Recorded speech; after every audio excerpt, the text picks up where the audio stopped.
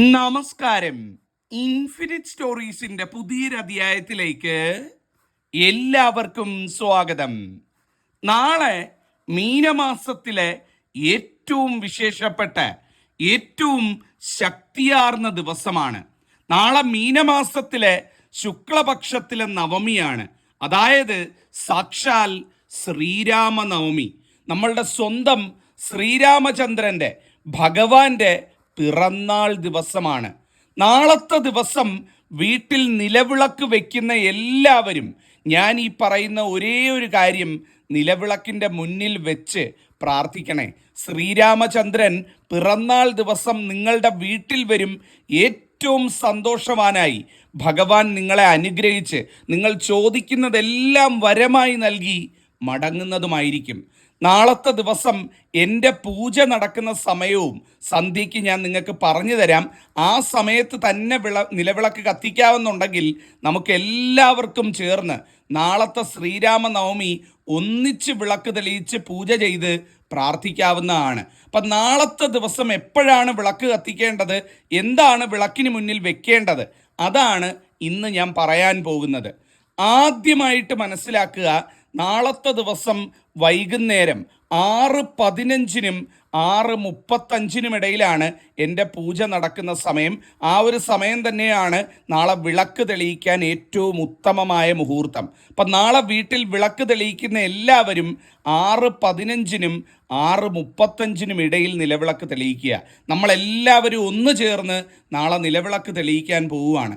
അങ്ങനെ നിലവിളക്ക് തെളിയിക്കുന്ന സമയത്ത് 5 തിരിയിട്ട് കത്തിക്കാൻ പറ്റുമെങ്കിൽ അതാണ് ഏറ്റവും നല്ലത് എന്ന് പറയുന്നത്.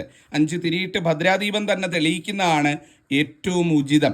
അങ്ങനെ വിളക്ക് തെളിയിക്കുന്ന സമയത്ത്, നിലവിളക്കിലേക്ക് അഗ്നി പകരുന്ന സമയത്ത് ഹരേ രാമ രാമ രാമ ഹരേ ഹരേ, ഹരേ കൃഷ്ണ കൃഷ്ണ കൃഷ്ണ ഹരേ ഹരേ എന്ന് ചൊല്ലിക്കൊണ്ട് നിലവിളക്കിന് തിരി തെളിയിക്കുക. അങ്ങനെ 5 തിരിയിട്ട് നിലവിളക്ക് കത്തിക്കുക. നിലവിളക്കിൻ്റെ അടുത്തായിട്ട് വീട്ടിൽ ശ്രീരാമ ചിത്രമോ ശ്രീകൃഷ്ണ ചിത്രമോ നാരായണ ചിത്രമോ മഹാവിഷ്ണു ചിത്രമോ ഉള്ളവരുണ്ട് എന്നുണ്ടെങ്കിൽ ആ ചിത്രം കൊണ്ടുവന്ന് വെക്കുന്നത്, ആ ചിത്രത്തിൻ്റെ മുന്നിൽ ഒരു നെയ്വിളക്ക് കൂടി കത്തിച്ച് വെക്കുന്നത് ഏറ്റവും ഉചിതമാണ്. ഇനി ഭഗവാന്റെ ചിത്രം വീട്ടിലില്ല എന്ന് കരുതി ആരും വിഷമിക്കേണ്ട കാര്യമില്ല. ഒരു നെയ്വിളക്ക്, നെയ്യൊഴിച്ച ഒരു ചിരാത് വിളക്ക് നമ്മൾ ദീപാവലിക്ക് കത്തിക്കത്തില്ലേ, അതുപോലുള്ള ഒരു ചിരാത് വിളക്ക് നിലവിളക്കിൻ്റെ ചുവട്ടിലായിട്ട്, നിലവിളക്കിൻ്റെ പാദത്തിങ്കലായിട്ട് കത്തിച്ച് വെച്ചാലും മതി. ഇനി വീട്ടിൽ ചിത്രം ഇല്ലാത്തവർ വിഷമിക്കാതിരിക്കാൻ വേണ്ടിയാണ് പറഞ്ഞത്. ചിത്രമുള്ളവർ ചിത്രത്തിൻ്റെ മുന്നിൽ നിലവിളക്കിന് തിരികൊളുത്തി ആ നിലവിളക്കിൽ നിന്ന് അഗ്നി പകർന്ന് ഒരു നെയ്വിളക്ക് കൂടി, ഒരു ചിരാതിൽ നെയ്യൊഴിച്ച് തിരിയിട്ട് ഒരു നെയ്വിളക്ക് കൂടി വെക്കുക. അങ്ങനെ നെയ്വിളക്ക് വെക്കുമ്പോൾ എന്തുവാ സംഭവിക്കുന്നതെന്നറിയാവോ? ആ നെയ്വിളക്കിലെ നെയ്യ് ഉരുകി കത്തിത്തീരുന്നത് പോലെ നമ്മുടെ ജീവിതത്തിലെ സകല സങ്കടങ്ങളും സകല ദുരിതങ്ങളും എരിഞ്ഞില്ലാതെയാവുമെന്നാണ് പറയുന്നത്.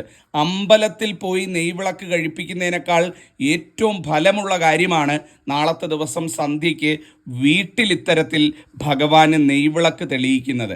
അങ്ങനെ നെയ്വിളക്ക് തെളിയിക്കുന്ന സമയത്ത് നല്ല മഞ്ഞ നിറത്തിലുള്ള പൂക്കളുണ്ടല്ലോ, മഞ്ഞപ്പൂക്കളെന്ന് പറഞ്ഞാൽ മഞ്ഞ തെച്ചി, മഞ്ഞ ചെമ്പരത്തി, മഞ്ഞ അരളി, ശിവനരളിപ്പൂ, അങ്ങനെ മഞ്ഞ നിറത്തിലുള്ള പൂക്കളുണ്ടല്ലോ, അതിലേതെങ്കിലുമൊക്കെ കൊണ്ടുവന്നിട്ട് വീട്ടിലോ പരിസരത്തോ നിൽക്കുന്നുണ്ടെങ്കിൽ അത് കൊണ്ടുവന്ന് മനോഹരമായിട്ട് ആ ഭഗവാന്റെ ചിത്രത്തിൽ വെക്കുക, അല്ലെങ്കിൽ ചിത്രത്തിൻ്റെ താഴെയായിട്ട് പാദത്തിലായിട്ട് വെക്കുക. ചിത്രമില്ലാത്തവർ നിലവിളക്കിൻ്റെ പാദത്തിൽ വെക്കുക. അതുപോലെ തുളസിപ്പൂക്കളുണ്ടല്ലോ, തുളസിയുടെ കതിര് വന്ന് നല്ല പൂവാവുന്നത്, ഒരു നല്ല തുളസിപ്പൂ നോക്കി ഇറുത്തുകൊണ്ട് വന്ന് അത് നിങ്ങളുടെ ആ ഒരു നിലവിളക്കിനോടൊപ്പം വെച്ചിരിക്കുന്ന കിണ്ടിയിലെ ജലത്തിൽ സമർപ്പിച്ച് അതിനെ ആ തുളസി തീർത്ഥമായിട്ട് സമർപ്പിക്കുക. അപ്പം തുളസിപ്പൂ കൊണ്ടുവന്ന് കിണ്ടിയിലും മഞ്ഞപ്പൂക്കൾ ഏത് കിട്ടുന്നോ അത് കൊണ്ടുവന്ന് ഭഗവാന്റെ പാദത്തിങ്കലും സമർപ്പിച്ച് നാളത്തെ ദിവസം വിളക്ക് തൊഴുക എന്നുള്ളതാണ്. അങ്ങനെ വിളക്ക് തൊഴാൻ നിൽക്കുന്ന സമയത്ത് ഞാൻ ഈ പറയുന്ന 3 വസ്തുക്കളിൽ ഏതെങ്കിലും ഒരു വസ്തു നാളെ നിങ്ങൾ നിലവിളക്കിൻ്റെ മുന്നിൽ വെക്കണം കേട്ടോ, വെച്ച് പ്രാർത്ഥിക്കണം കേട്ടോ. നിങ്ങളത് സമർപ്പിക്കുന്നത് ഭഗവാന്റെ പിറന്നാളായിട്ട് ഭഗവാൻ ഏറ്റവും സന്തോഷിക്കുമെന്നാണ് പറയുന്നത്. ഭഗവാൻ ഏറ്റവും സന്തോഷമാണെന്നാണ് പറയുന്നത്.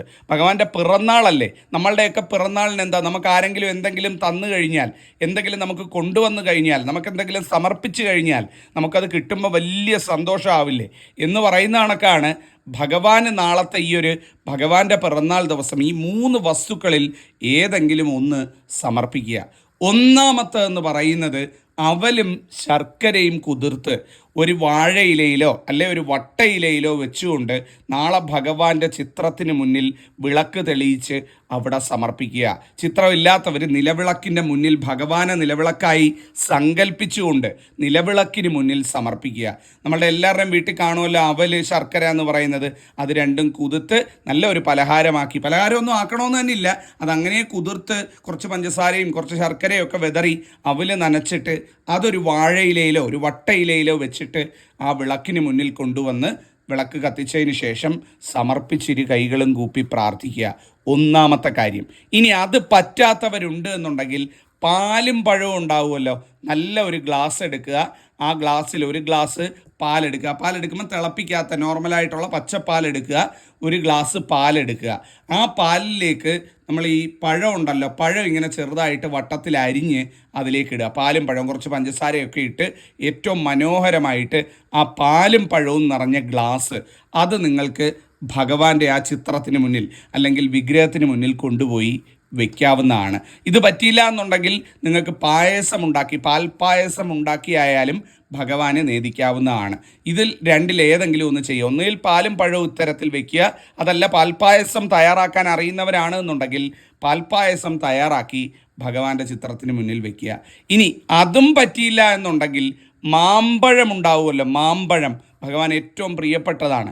നല്ല ഒരു മാമ്പഴം നോക്കി എടുത്തിട്ട് അതൊരു വാഴയിലയിലോ ഒരു ഇലക്കീറിലോ വെച്ചിട്ട് അത് ഏറ്റവും മനോഹരമായിട്ട് കൊണ്ടുപോയി ഭഗവാന് സമർപ്പിക്കുക. മാമ്പഴം ഭഗവാന് സമർപ്പിക്കുന്നത് ഏറ്റവും ഐശ്വര്യമാണ്.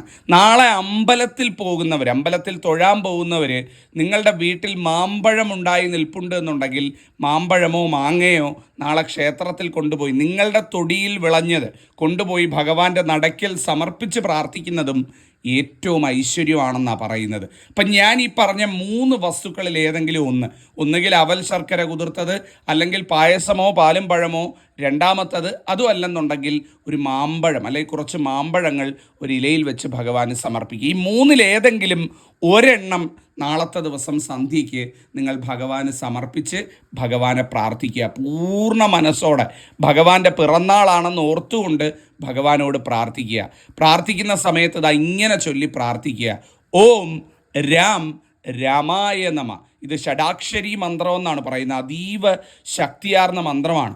12 മുതൽ 108 തവണ എത്ര വേണമെങ്കിലും ചൊല്ലാം. ഏറ്റവും കുറഞ്ഞത് 12 പ്രാവശ്യം, ഏറ്റവും കൂടിയത് 108 തവണ, അല്ലെങ്കിൽ 1008 തവണ ചൊല്ലിയാലും തെറ്റൊന്നുമില്ല. ഏറ്റവും കുറഞ്ഞത് 12 ആയിരിക്കണമെന്ന് മാത്രം. ഓം രാം രാമായ നമ. അപ്പം എല്ലാവരും എന്നോടൊപ്പം ഒന്ന് പറഞ്ഞേ: ഓം രാം രാമായ നമ എന്ന് ചൊല്ലിക്കൊണ്ട് ഭഗവാന്റെ മുന്നിൽ നിന്ന് കൈകൾ കൂപ്പി നിങ്ങൾ എന്ത് കാര്യം വേണമെങ്കിലും ഭഗവാനോട് പ്രാർത്ഥിക്കുക. അതെല്ലാം നിങ്ങൾക്ക് വരവായിട്ട് നൽകപ്പെടും എന്നുള്ളതാണ്. അതുപോലെ തന്നെ രാമായ രാമഭദ്രായ രാമചന്ദ്രായ വേദസേ രഘുനാഥായ നാഥായ സീതായ പദേ നമ എന്നുകൂടി ചൊല്ലുന്നത് ഏറ്റവും നല്ലതായിരിക്കും. എങ്ങനെയാണ്? രാമായ രാമഭദ്രായ രാമചന്ദ്രായ വേദസേ രഘുനാഥായ നാഥായ സീതായ പദയേ നമ എന്നുകൂടി ചൊല്ലി പ്രാർത്ഥിക്കുക. അതുപോലെ വിളക്കെല്ലാം തൊഴുത് നിങ്ങൾക്ക് പ്രാർത്ഥിക്കാനുള്ളതൊക്കെ ഭഗവാനോട് പറഞ്ഞതിന് ശേഷം ലാസ്റ്റ് വിളക്കിൻ്റെ അടുത്ത് നിന്ന് മാറുന്നതിന് മുമ്പ് ഓം നമോ നാരായണായ ഓം ശ്രീരാമചന്ദ്രായ നമ. ഇങ്ങനെയാണ്: ഓം നമോ നാരായണായ ഓം ശ്രീരാമചന്ദ്രായ നമ എന്നുകൂടി കൈകൾ കൂപ്പി ഭഗവാന്റെ അടുത്ത് പ്രാർത്ഥിച്ചുകൊണ്ട് വിളക്കിനടുത്ത് നിന്ന് മാറുക. അതേപോലെ തന്നെ നാളത്തെ ദിവസം സന്ധ്യയ്ക്ക് രാമായണം ബാലഖണ്ഡം പാരായണം ചെയ്യുന്നത്, അത് വീട്ടിൽ മുഴങ്ങി കേൾക്കുന്നത്, അത് കേൾക്കുന്നത് ഒക്കെ ഏറ്റവും നല്ലതാണ്. അപ്പം നാളത്തെ ദിവസം വീട്ടിൽ നിലവിളക്ക് തെളിയിക്കുന്ന എല്ലാവരും വിളക്ക് കത്തിച്ച് കഴിഞ്ഞിട്ട് നിങ്ങളുടെ ഫോണിലോ അല്ലെങ്കിൽ ടി വിയിലോ മൊബൈലിലോ ഒക്കെ രാമായണം ബാലകാണ്ഡം പാരായണം ചെയ്യുക. അതിൻ്റെ ഗുണം എല്ലാവർക്കും കിട്ടും. നിങ്ങൾക്ക് പാരായണം ചെയ്യാൻ അറിയില്ല എന്നുണ്ടെങ്കിൽ പാരായണം ചെയ്തത് കാണും നിങ്ങൾക്ക് അതിൽ നിന്നെടുത്ത് പ്ലേ ചെയ്ത് കേൾക്കാവുന്നതാണ്. ഏറ്റവും നല്ലത് വീട്ടിലത് സന്ധ്യയ്ക്ക് മുഴങ്ങി കേൾക്കുന്നത്, ഭഗവാന്റെ പിറന്നാൾ ആയതുകൊണ്ട് തന്നെ സന്ധ്യയ്ക്ക് അത് മുഴങ്ങി കേൾക്കുന്നത് വീടിന് സർവ്വ ഐശ്വര്യം പ്രദാനം ചെയ്യും എന്നാണ് പറയുന്നത്. അപ്പോൾ ഈ ഒരു കാര്യവും എല്ലാവരും വിട്ടുപോകരുത് എന്നുള്ളതാണ്. അതുപോലെ നിലവിളക്ക് അണച്ചു കഴിഞ്ഞ് നിലവിളക്കിന് മുന്നിൽ സമർപ്പിക്കുന്ന വസ്തുക്കൾ നിങ്ങൾക്ക് വീട്ടിൽ കഴിക്കാനും മറ്റു കാര്യത്തിനും ഒക്കെ ആയിട്ട് എടുക്കാവുന്നതാണ്. കുട്ടികളൊക്കെ ഉണ്ടെന്നുണ്ടെങ്കിൽ അവർക്കൊക്കെ കൊടുക്കുക, ഏറ്റവും നന്നായിരിക്കും. അതുപോലെ വിളക്കിന് വെച്ച തുളസിപ്പൂ ഉണ്ടല്ലോ, സ്ത്രീകൾ മുടിയിൽ ചൂടുന്നത് ഏറ്റവും ഐശ്വര്യമാണെന്നാണ് പറയുന്നത്. അപ്പോൾ അത്തരത്തിൽ തുളസിപ്പൂ നാളെ കിണ്ടിയിൽ തീർത്ഥത്തിൽ സമർപ്പിക്കുന്നുണ്ടെങ്കിൽ വിളക്ക് അണച്ചതിന് ശേഷം, വിളക്കെല്ലാം കെടുത്തിയെല്ലാം നിങ്ങൾ പ്രാർത്ഥനയെല്ലാം കഴിഞ്ഞതിന് ശേഷം ആ തുളസിപ്പൂവ് എടുത്ത് നിങ്ങളുടെ മുടിയിൽ ചൂടുക. അതിൻ്റെ ഗുണം നിങ്ങൾക്കും കുടുംബത്തിനും ലഭിക്കുന്നതുമായിരിക്കും. അപ്പം ഇത്രയും കാര്യങ്ങൾ പറയാൻ വേണ്ടിയാണ് വന്നത്.